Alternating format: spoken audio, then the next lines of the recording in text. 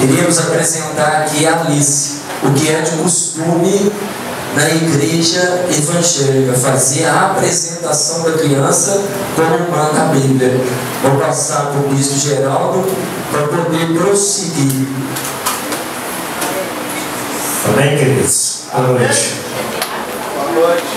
Como de costume, amém? Sempre vai acontecer isso da gente falar que nós não batizamos criança. Tem uma certa idade, um limite. Isso é bíblico, amém?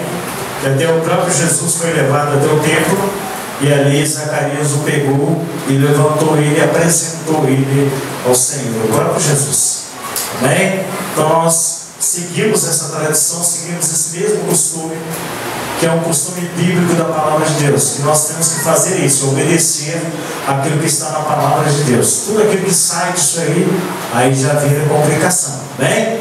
Nós vamos apresentar aqui a nossa amada Alice, amém, abençoada, está olhando para todo mundo, prestando atenção em tudo, né?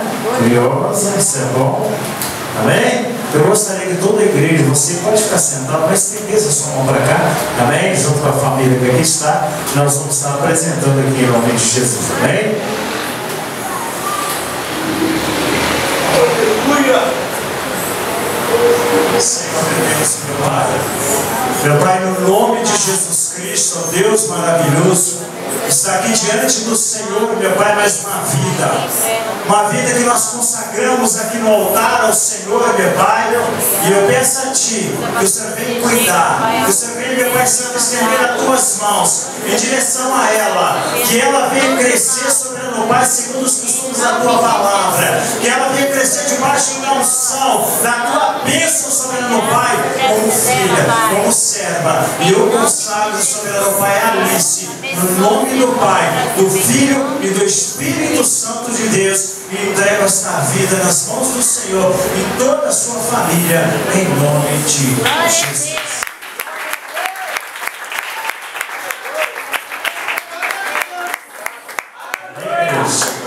Jesus amado, o braço começou a baixar porque não está dando para pegar, não. Aleluia! Bem, só vou dizer para vocês uma coisa aqui. Diante de Deus, vocês têm uma grande responsabilidade agora. Né? Você, como mãe, vocês também, né? Como pode ajudar, como pode cuidar, né? Porque a partir de agora, em nome de Jesus, já pertenceu o Senhor agora muito mais ainda depois de consagrado. E você conhece a palavra de Deus, a sua obrigação, como pessoa que conhece a palavra de Deus como servo de Deus, é educar e ensinar ela nos caminhos do Senhor. Mostra para ela qual é o caminho dela e ela nunca vai errar. Amém? Que Deus abençoe vocês. Em nome de Jesus.